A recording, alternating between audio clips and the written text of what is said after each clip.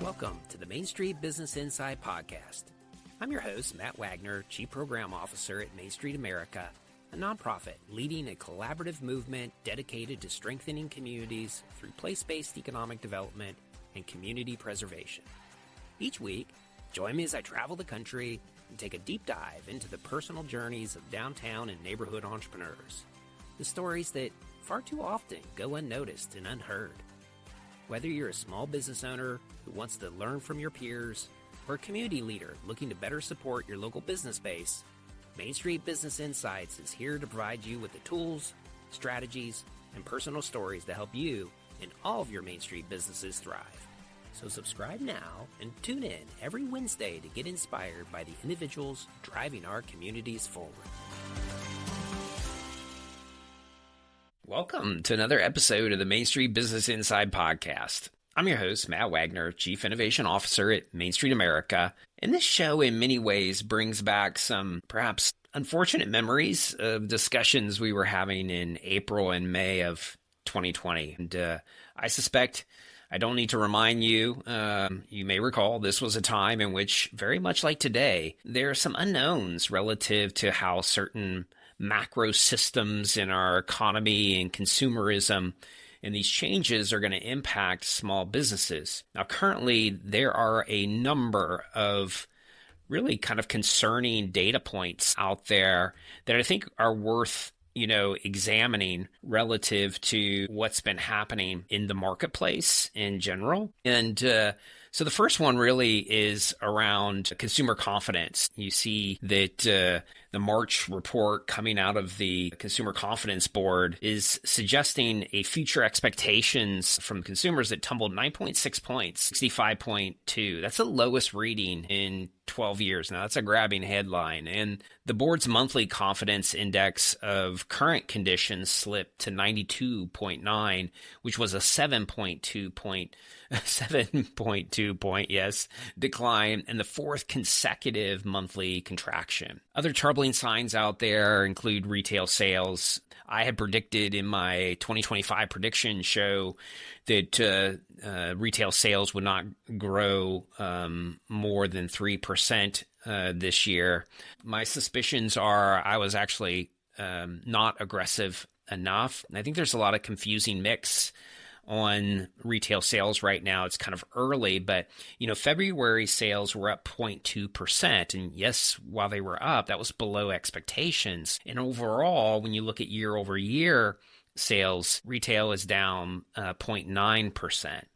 And then finally, as we look at the consumer side more directly, in the fourth quarter of 2024, delinquency rates on consumer loans, including credit cards and auto loans, rose with 3.6% of outstanding debt in some stage of delinquency. And credit card defaults overall reached their highest level in 14 years. So we're setting some sort of big records that haven't been seen in at least a decade. So, for us in this discussion, what I wanted to do was really focus on ways that we could think about how best to navigate in a very challenging. Now, I'm not a doom and gloom kind of person. While certainly I see economic headways and challenges, I didn't even mention the T word, tariffs. So if you're interested, I actually did a show a few weeks back around navigating tariffs. And nonetheless, you can check that out. But I'm most confident in the creativity and resiliency of Main Street small businesses to pivot and shift and adjust when macro shifts really require us to perhaps rethink and adapt our business models. We did it during the pandemic, and I'm sure we can do it again. Today's show is going to be examining some suggestions that I hope you find helpful where you might want to place your energy and focus, gain some clarity, and be really strategic on things that can give you the best opportunity to position yourself as remain resilient no matter what sort of like shifts happen. You've kind of built that ingrained muscle to be able to do that. It's kind of like the stock market where don't try to time it, have a strategy, and just be able to execute. It's all about execution. So here we go. First area I want to talk about is really focusing in on what I would refer to as kind of like low-hanging fruit. It's focusing on core customers. So, one of the first things you might want to do is just prioritize retention. As they say, like a bird in the hand or whatever that saying is, like it's just easier to keep your existing customers than it is to try to attract new customers to the table. So retaining existing customers is more cost-effective as well than acquiring new ones. So focus on building those strong relationships and providing excellent customer service. Okay. Now, one aspect of that is being much more hyper-personalized in terms of your interactions. This too was something I talked about in some trend analysis in our Retail Matters report that we did with the Virginia Retail Alliance. You can check that out on our website and download that report as well, but really about understanding your customer needs and pain points and then tailoring your interactions accordingly, again, based on the data at hand. You can also think about like loyalty programs, creating, or if you've got one, perhaps strengthening it, implementing loyalty programs to reward their repeat businesses and encourage customer retention. You probably have all seen, maybe you go to your local coffee house and, there's a clip there. That's a form of loyalty program. Perhaps with every fifth item, there's some sort of, percent off coupon that gets sent out to your customers. So a lot of different ways you can design those. And certainly you can do some searches for some other creative ways to think about loyalty programs. But certainly one to be thinking about instituting is part of strengthening customer relations. And the last one is maybe designing some form of a referral program where you've got existing customers. You've probably said, hey, refer a friend. You see this a lot in other businesses where, you'll get $100 or $50 or whatever it is for every referral that's made. It's an incentivization for your current customers to, in essence, be kind of like your sales force out there.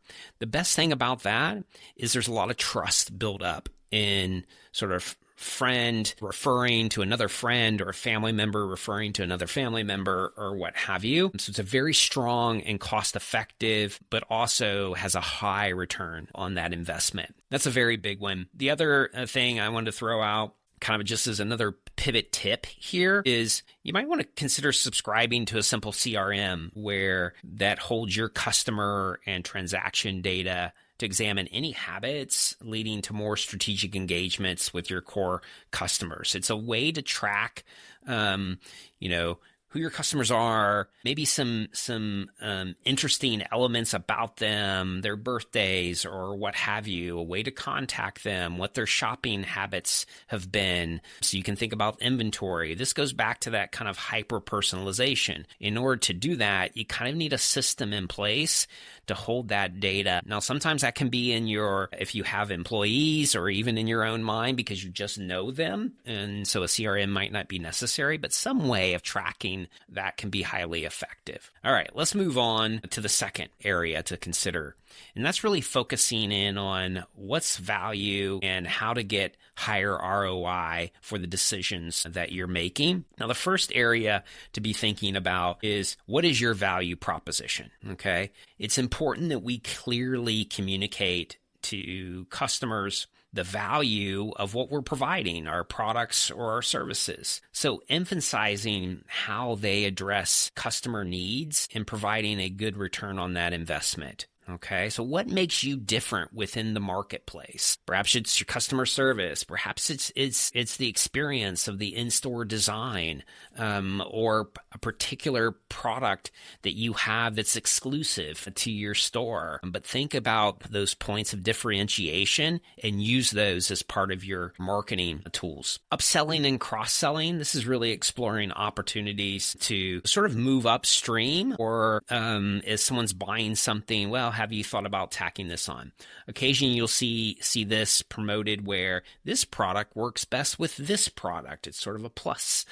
Buy this one, and if you considered buying this one, okay? So that's a form of upselling or cross-selling. And what it really does is it helps to improve the actual or the average transactional value, that ticket that's going through the cash register. is part of an upselling tactic, okay? Especially, again, as part of your overall strengthening your relationships with existing customers and not necessarily having to attract always brand new customers. Some other things to think about are like offering discounts or bundled deals where you could group some products or services together, but at a lower cost than if you were to buy them individually. And oftentimes, especially for budget-conscious consumers, that can be an effective way where they can, in essence, buy in bulk. The other is just featuring a lost leader. I don't want to leave that one out. That's a classic retail strategy where you've got something, perhaps where you've got pretty good margin to kind of give on. It's a volume product, but it gets people into the store, and while they're there, they may be buying something else, okay? So I don't want to consider it a total giveaway, but in essence, it's a giveaway, knowing that they're likely to buy then other things. One of the pivot tips you might want to consider here in this particular area is if you're selling a product, maybe add a service, or vice versa. So a great example is if you've been into a salon or a barbershop. Obviously, I haven't recently, but you know, often you will see that they're also selling hair care products or other personal care products. That's an example, okay, of a service industry that's offering more retail products to supplement sales because they're already there getting that service. It's natural then they maybe buy a few products. And same thing like a bike store, selling bikes, but having a service to repair, replace parts, whatever it is. Okay. That's another way of showing additional value and achieving higher ROI with both existing and new customers. All right. Let's move on to the next area. And that's really about assessing and adapting your marketing strategies. This is really key to be very strategic and at the same time, hopefully be cost effective in what you're doing.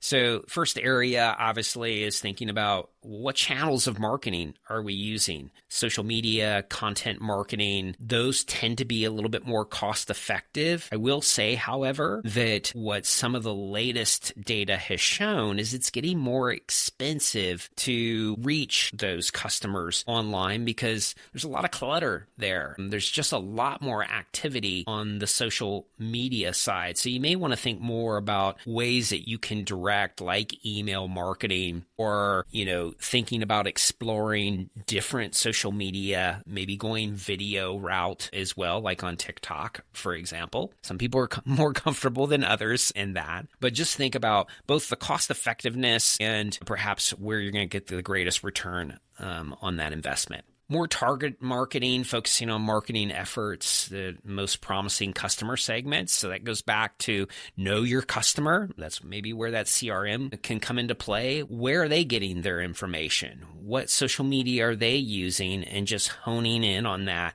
and putting most of your marketing efforts there. Third, I would suggest tracking marketing performance and return. So make sure you're understanding what's been the click-throughs, checking out if you've got a website and you look at the analytics of that. Where are they coming from? How did you reach them? What pages are they looking at? What did they click on most often?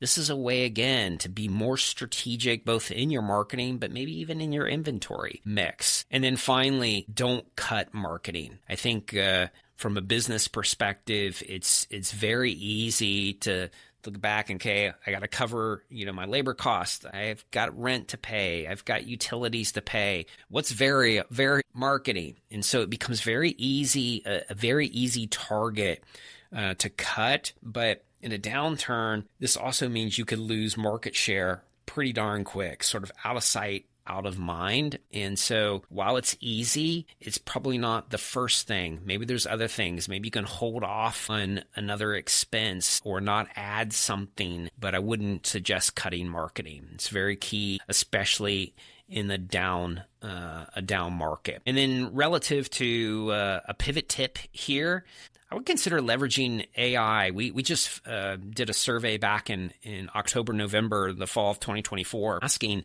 small businesses about their adoption of AI. And frankly, it was pretty low.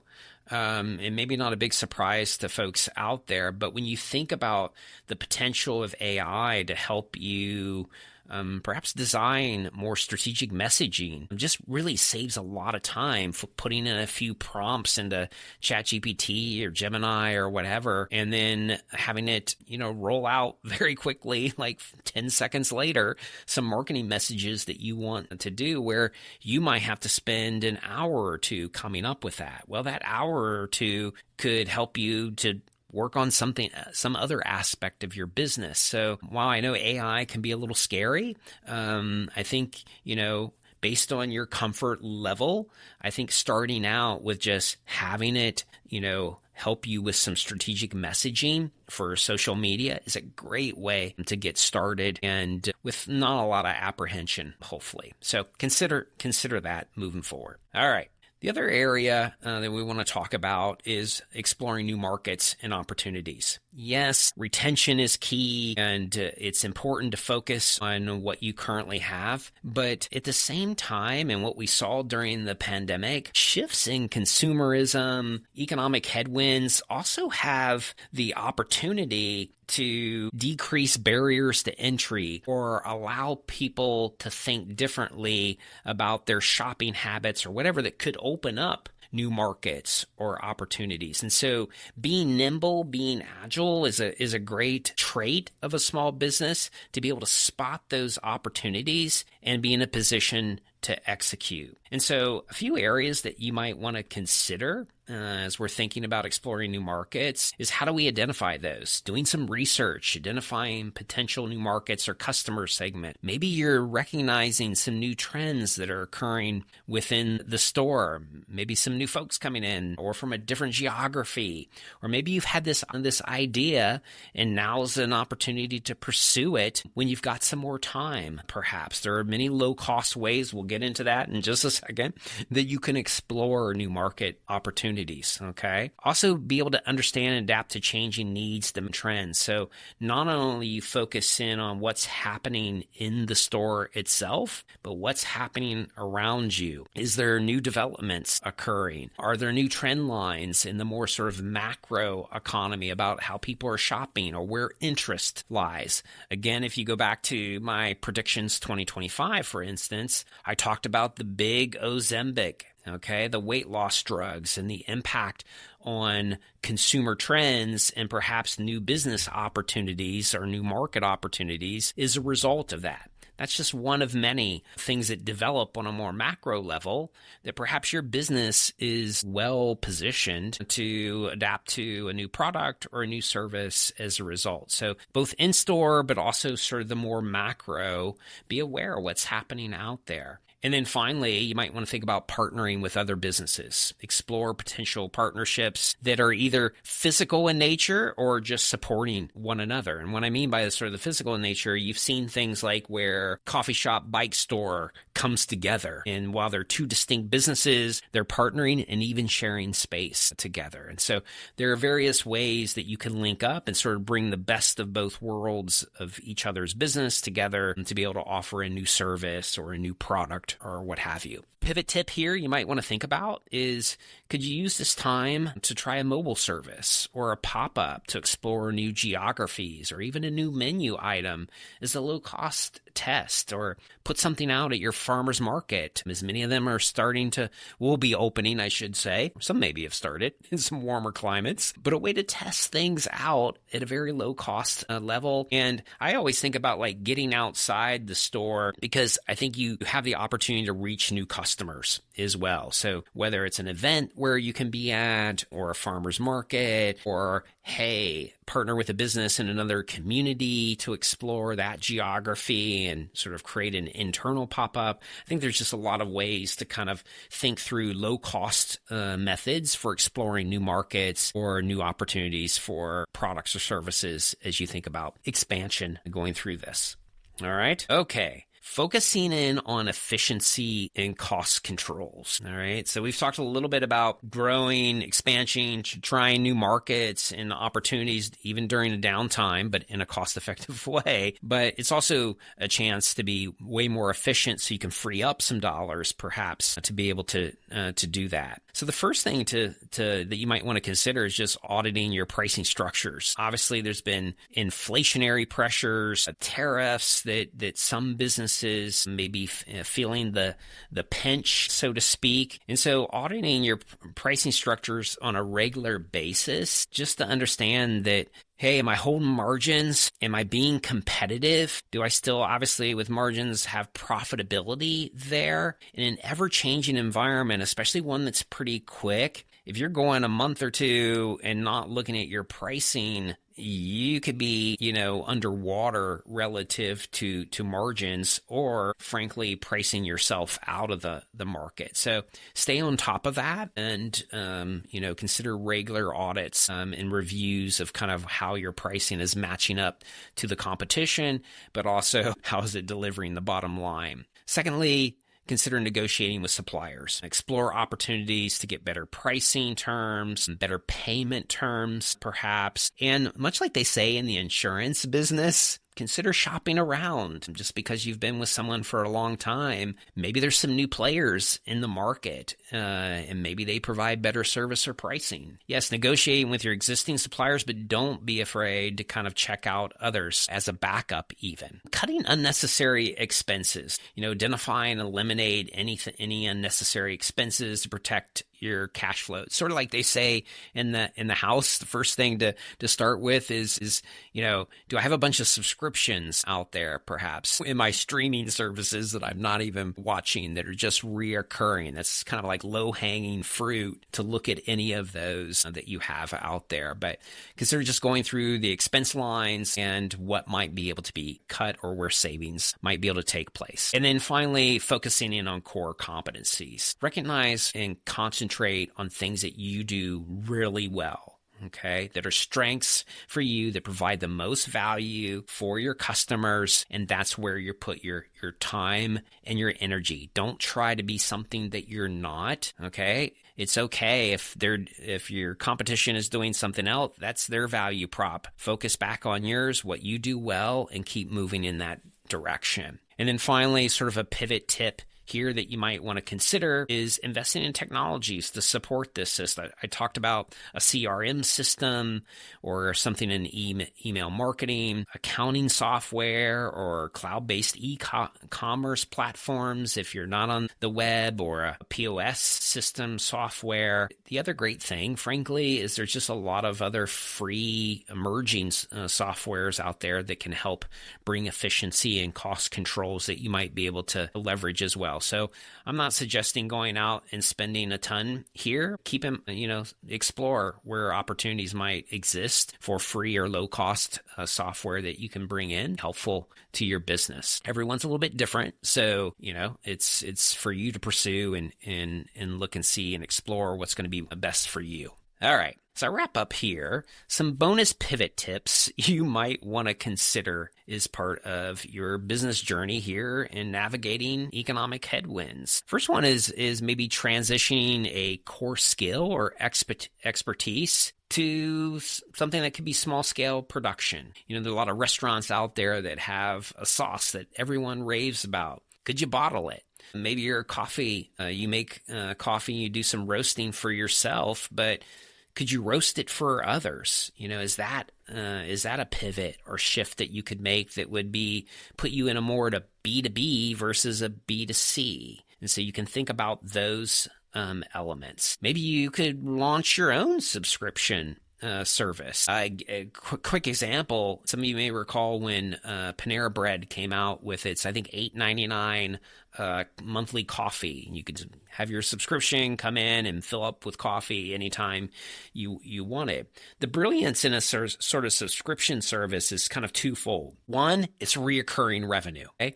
And in general, people are pretty consistent with staying with those subscription services once they get past the first month or two. So it's pretty good reoccurring revenue as a result. The second thing is the upselling. So in that example of Panera, I'm sure those folks that are going in for the coffee might be buying a bagel or some other, ticket item. And so while they're getting their coffee for $8.99, that there's really an upside there. And that's really where the benefit, it's almost like a loss leader. The coffee becomes a loss leader in the subscription because there's the upside. So reoccurring, and then the upside of additional revenue through purchases as they come into your store. One of the big emerging areas that we're seeing that is more of an indirect consumer benefit, it's a value proposition, it's a way to hold customers, is we're seeing small businesses really become like micro community builders. They're programming their space. Maybe they're bringing in music, or they're holding events, or they're allowing the space to be used by a local community group. But it becomes a place where there is brand affinity being built, that where trust and relationships are taking root, that then bring those same consumers back because they feel a part of something. And in a time where, loneliness and mental health and isolation are all-time highs, and most of us are like this behind a computer screen, we're yearning for that connection. And it's small businesses that in many ways are filling the void that's been left as a result of so much dispersion of our interactions and our engagement with one another to an online virtual world. And so I think that's another area, whether it's a third space in a passive sense, or something, again, that I would form more like as a micro community, where you're really programming and you're encouraging that interaction and engagement without really even the retail transaction as the forefront to it. It's largely what becomes the outcome, but there's real mission there in terms of community building. And then finally, I would suggest allowing for perhaps in-store pop-ups or shared space with complementary businesses. And so while you might be, as I mentioned in a previous comment, out doing mobile or other pop-ups yourself,